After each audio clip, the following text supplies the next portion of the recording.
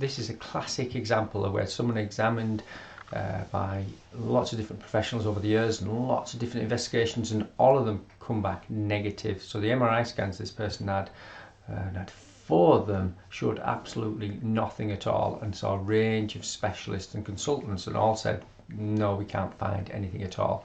So this is just a case study about something like that, and you hear this pattern so many times.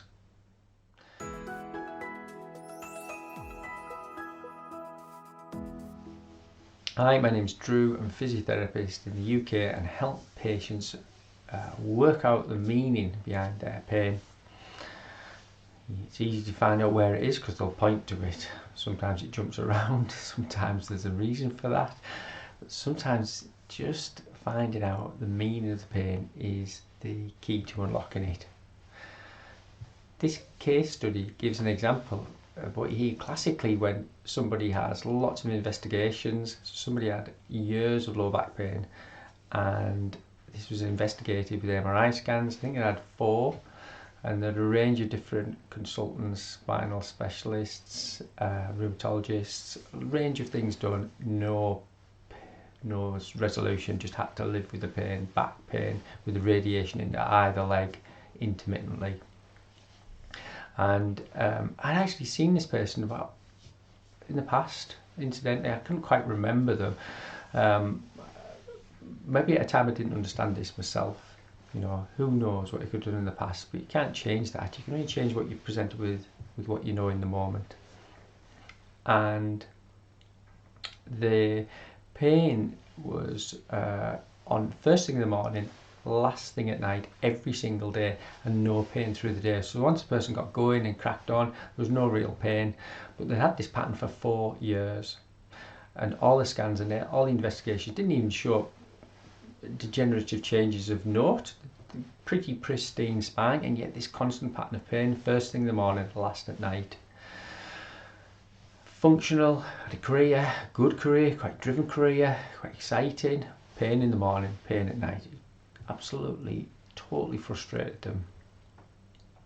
Now, pain in the morning and pain at night, it's an indication of pre-match nerves and post-match fatigue, or pain if you like. So it's what the body's going into and what the body's just been dealing with, and it's the last chance, last chance that unconscious system has to remind you that what you're going into, or the after effects of what you've been doing. That's when you get your payback. That's when you get your payback, or that's when you get your warning. And pain is just the same as feeling nervous, sweating before a presentation, your mouth drying before you're going to do a talk, blushing if you're feeling embarrassed. It's a prediction of what's going to happen, or the situation you're going into, and all those changes can happen before you're actually in the situation, and pain becomes the same thing. And when you examine this person, you know, he has muscle spasm and there's a real presentation there, but I want to give you an example of a muscle spasm. I want you to think about how it can present, so just bear with me a second.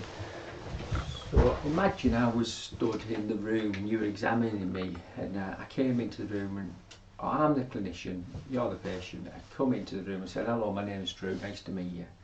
And you said, what's wrong with your arm? And I said to you, what arm? What are you talking about? Imagine I wasn't aware of this tension here. Then it would look a bit strange. Now imagine this person has back spasm, or spasm anywhere else, but in this case it was spasm in his back. But he didn't know why it was there. In fact, he didn't know it was there, because at the time he was examined he didn't have pain. So he was thinking he's pretty much okay, because this is the middle of the day. But even when you're observing, you'd see spasm there. So it's a bit like him standing there like this, or me standing there like that, this situation. But this is 4 years down the line, remember, 4 years. Now what could cause that? Well, if I fell off a bike yesterday and I came in the room, that would make sense. If I had painted the fence and it's 100 metres long, and I had a great day 2 or 3 days ago, I didn't feel a thing, and I had a couple of bees in the garden and woke up like this, then yeah, you've got pain from an injury from falling off the bike, or you've got pain from overload that isn't damage, but it's overload pain. So you've got a physical representation of injury or overload. if that had happened with this person, or if it happened with you, there'd be an event. If that event caused trauma or overload, within 3 months it's healed. He had no trauma, none at all, and yet his muscles are like this. What could cause that in me? Well, look at the other things that can trigger how we feel. Imagine, let me give you a quick example. Think of my life. No trauma, no pain defence, and I'm like this. What could contribute to that? If I said I've got 4 kids, I love my kids, but you know, they present challenges. My wife's got breast cancer. She's going to be okay, but it's a challenge as well. At work, we have a busy practice, and I'm kind of the lead in that practice. My dad died 3 years ago, and my mum's on her own, so I'm the last man standing to kind of look after her where I can. So all of these things are things you deal with that add to your pot. And it's okay if you like to be busy and doing, but if there's other stuff on top of that, then it almost adds to the load. And as long as I deal with that in a healthy way, walk to work, have a cold shower, talk to people, express how I feel, lucky enough to have a family that's loving, then this sensation drops. But if there's a certain time in your life when that happens and you don't have those release, and you don't have the chance to kind of relax again, and you don't have the chance to come down, then the body stays in the traumatized state. So what you're actually seeing when you get a presentation of spasm like that, the person feels it and sees it. You've got a very reactive part of that person's body. When they bend or they turn or they twist or they move, they'll feel pain in the moment, but actually the pain's representing the moment and time that the body went into the trauma state. And when you present this to someone, it's almost like an epiphany. What, so I'm not damaged? Well, no, because the pain isn't from damage. The pain feels the same as if you were damaged, but the pain is about the body being overloaded for too long.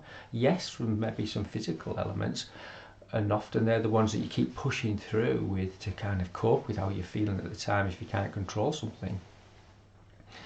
But once you get a balance of that, you can switch that mechanism off, and that can happen immediately.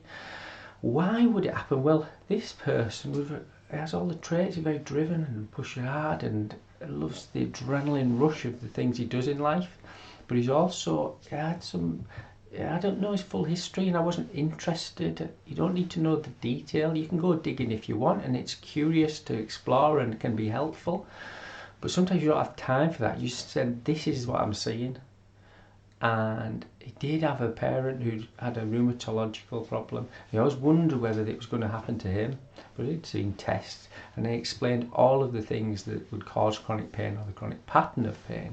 And just to recap, it's cancer, an autoimmune disease, an undiagnosed fracture, and an ongoing infection. He has none. He had no trauma in terms of a physical event, but he recognised the stress mechanism as potentially driving his sensations and pain, just like I gave him an example of how it could happen in me. And his pain was on lying. Even laying on a plinth, it would hurt straight away. Well, that just goes back to the position just before he gets out of bed or when he lays in bed. So the context there, even though it wasn't dangerous, he had pain. And I said to him, there is no danger now. He said, yeah, I know. I said, well, your body thinks there is danger. And there's no danger. He went, I don't know. And at that point of realisation, that epiphany, if you like, his pain stopped. His pain stopped. And I said to him, do you understand the way I'm expressing this and trying to explain it? Does it make sense? He went, it does.